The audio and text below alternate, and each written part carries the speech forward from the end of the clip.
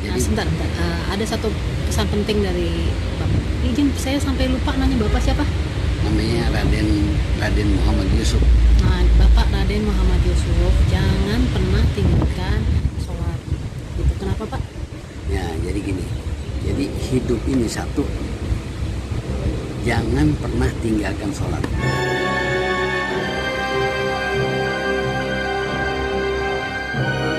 Assalamualaikum warahmatullahi wabarakatuh.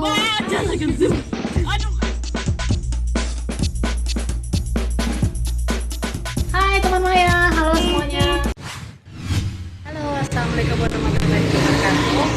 Teman Maya, kemarin kan gue habis dari musim Quran ya. Itu di situ ada sejarah tentang masuknya Islam ke Nusantara. Nah, salah satunya ke kota Jakarta. Kalau di kota Jakarta ini dibawanya oleh Pangeran Jayakarta. Nah guys, sekarang gue lagi berada di makam Pangeran Jayakarta. Ya.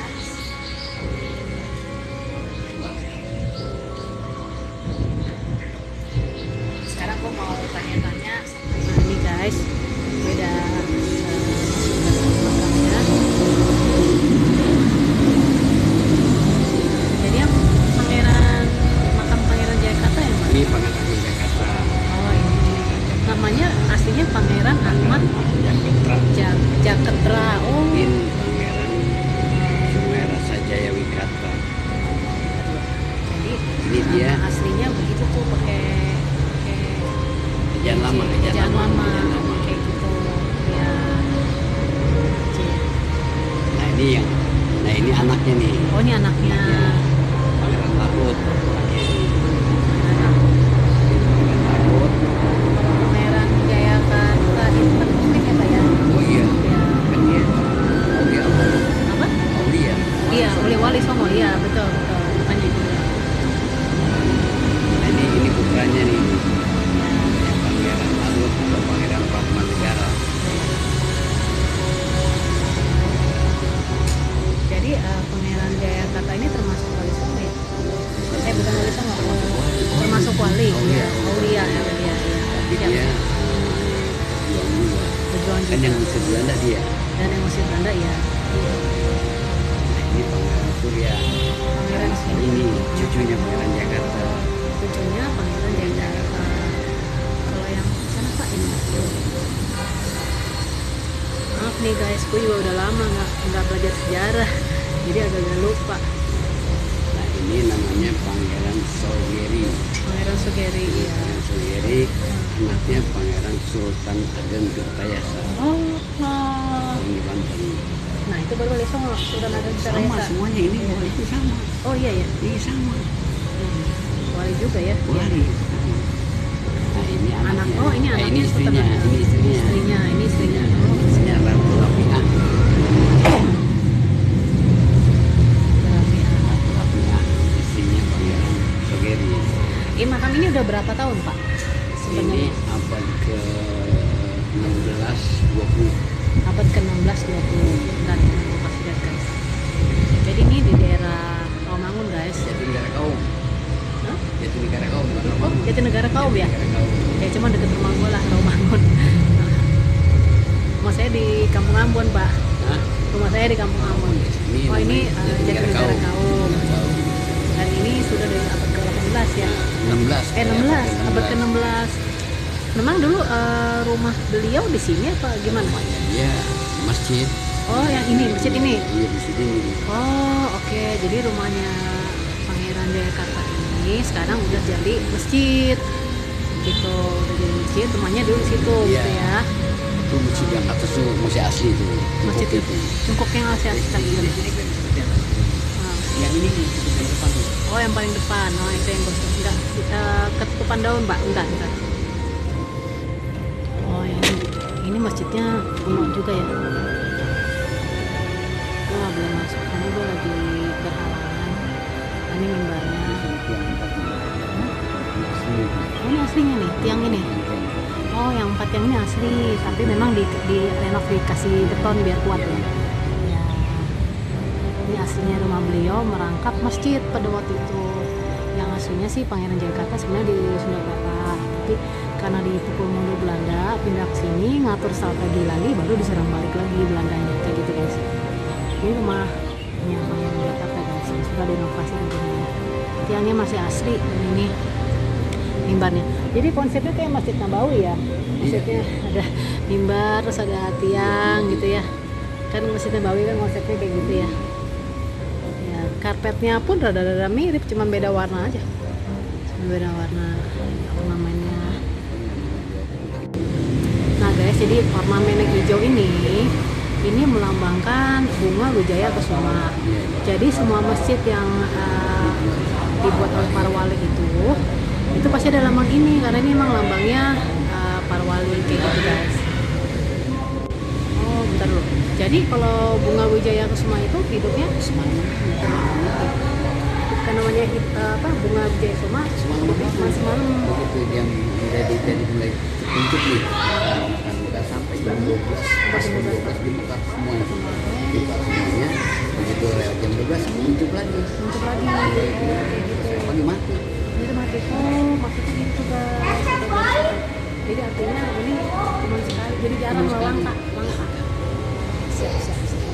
Jadi pesannya Pangeran Jayakarta kepada turunannya itu adalah satu, tanamkan rasa benci terhadap penjajah guys. Penjajah kalau zaman dulu kan dengan fisik ya guys. Kalau sekarang penjajahan ini lewat medsos guys.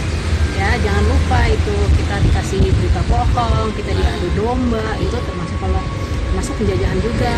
Kalau penjajahan zaman old itu kan mereka lebih ke fisik gitu ya. Kalau zaman sekarang itu udah lebih ke medsos. Jadi kalian udah harus menyaring mana yang baik, mana yang tidak dari media sosial yang ada. Ya, lanjutannya Pak. Terus keduanya harus saling tolong menolong.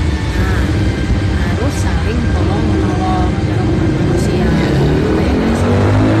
Ada lagi kan? Ada 5 ya. Ada 5 yang pertama tanamkan rasa benci kepada penjajah. Yang kedua saling tolong menolong. Yang ketiga jangan tinggalin sholat. Oh, jangan tinggalkan sholat, saya setuju banget. Betul sekali, jangan tinggalkan sholat. Yang keempat, terus yang keempat, satu tadi tanamkan rasa benci pada penjajah. Yang kedua saling tolong menolong. Yang ketiga jangan tinggalkan sholat. Yang keempatnya artinya jangan bercerai-berai. Dengerin guys kata-kata ini ngomong turunan Pangeran Jayakarta ke-13 loh. Gue nggak bohong loh ya. Jangan bercerai-berai. Jadi harus kritis sama informasi yang ada. Ya harus kritis. Jangan percaya aja tuh sama medsos. Jangan jempol lo juga harus dikontrol lah. Jangan dikit-dikit ketik nggak jelas begitu pakai ujaran kebencian ya. Yang kelima jangan jadi pengkhianat. Jangan jadi pengkhianat ya. Itu yang paling parah. Jangan jadi pengkhianat. Maaf ini saya mau tanya mungkin agak sensitif sedikit ya. Beberapa orang kan suka ziarah ke sini. Terus ya kalau sekedar mendoakan nanti saya juga mau doain. Itu menurut saya oke. Tapi ada nggak yang kayak misalnya minta sesuatu gitu? Yang menurut Islam sebenarnya itu kan tidak boleh ya. Oh banyak. Biasanya mereka minta apa sih Pak? Macam-macam kan orang namanya hidup kan kadang-kadang turun naik, kadang-kadang senang, kadang-kadang susah, ya kan? Kadang-kadang susah, datang kemari. Pada saat susah datang kemari. Dia minta. Giliran pada saat senang nggak pernah kemari. Padahal kalau ziarah ke makam para aulia itu adalah pada saat kita senang. Tuh benar. Dengerin guys. Kalau ziarah ke makam aulia justru bukan lo buat minta jadi kaya, kebalik. Kita datang ke sini mendoakan gitu sedekah makmurkan masjidnya. Benar nggak Pak? Iya, makmurkan masjidnya. Itu bukan lo minta mohon maaf nih ya, saya bukannya ini karena ada orang-orang yang sorry guys, di klip yang ini rada aneh dikit ya. Jadi terpaksa gue dubbing lah. Jadi entah kenapa gambarnya ada tapi suaranya nggak ada. Tapi it's okay, hikmahnya mungkin ada hal-hal yang sebaiknya tidak disampaikan ke publik karena memang tidak semua orang memiliki pemahaman yang sama sih. Di sini gue ngobrol dengan seorang bapak yang sederhana dan humble banget orangnya. dan ternyata beliau adalah keturunan Pangeran Jayakarta ke-13. Pangeran Jayakarta adalah seorang aulia dan pejuang. Dulu Jakarta bernama Sunda Kelapa, kemudian diganti oleh Belanda menjadi Batavia. Nah, Pangeran Jayakarta nggak suka guys, karena Batavia itu nama ibu kota Belanda pada waktu itu. Jadi seolah-olah secara politis seperti mengklaim Sunda Kelapa ini menjadi milik Belanda. Setelah melakukan perlawanan, akhirnya direbut dan dirubah namanya menjadi Jayakarta yang artinya kemenangan yang nyata. Kemudian menjadi Jakarta hingga saat ini. Jadi guys, di makam ini kalau udah malam Jumat atau habis sholat Jumat itu rame banget sama peziarah. Mereka kerap kali berdoa di makam, entah tujuannya apa. Cuman kata bapak ini dia bijaksana banget emang. Dia bilang gini, ya saya sih husnuzon aja, berprasangka baik. Selama mereka datangnya baik-baik, berpakaian baik, ya insya Allah niatnya juga baik. Nah, tujuan mereka ini ada yang berhasil, ada juga yang gagal. Gue mau ceritain yang gagal aja ya. Jadi ceritanya suatu hari ada seseorang yang datang ke makam ini. Dia mau nyari batu cincin itu guys. Jadi mau ngeluarin batu dengan cara semedi gitu ya. Jadi kan biasanya kalau batu di cincin itu katanya kan suka ada isinya. Terus dia mencoba hal itu gitu. Cuman sebenarnya udah diperingatin sama orang-orang di sana kalau di makam ini bukan buat tempat-tempat seperti itu kayak gitu. Nah, boro-boro dapat cincinnya, yang ada dia malah kelempar ke sungai. Jadi di belakang makam ini ada kali gede banget guys. Jadi tiba-tiba entah kenapa dia kelempar ke sungai itu dan akhirnya tujuannya gagal. Kenapa bisa gagal? Wallahualam. Tapi mungkin penjelasan dari Bapak Haji Muhammad Yusuf sebagai keturunan Pangeran Jayakarta ke-13 berikut ini bisa mencerahkan. Nah, sebentar. Ada satu pesan penting dari Bapak. Izin, saya sampai lupa nanya Bapak siapa? Namanya Raden Muhammad Yusuf. Nah, Bapak Raden Muhammad Yusuf, jangan pernah tinggalkan sholat. Kenapa Pak? Ya, jadi gini. Jadi hidup ini satu, jangan pernah tinggalkan sholat. Pertama yang 5 waktu. Terus setelah 5 waktu nggak tinggalin sholat, terus tingkatin di awal waktu. Usahakan nanti ke sana tuh di awal waktu. Setelah di awal waktu, terus kita periksa lagi. Kita periksa apa? Cara berwudunya, cara rukun sholatnya tuh, maninahnya. Makin lama makin ditingkatin. Gak apa-apa, yang penting jangan tinggalkan sholat. Nanti lama kelamaan tingkatkan sholat di awal waktu. Laki-laki itu harus berjamaah. Wajib berjamaah, laki-laki itu harus berjamaah. Kenapa berjamaah?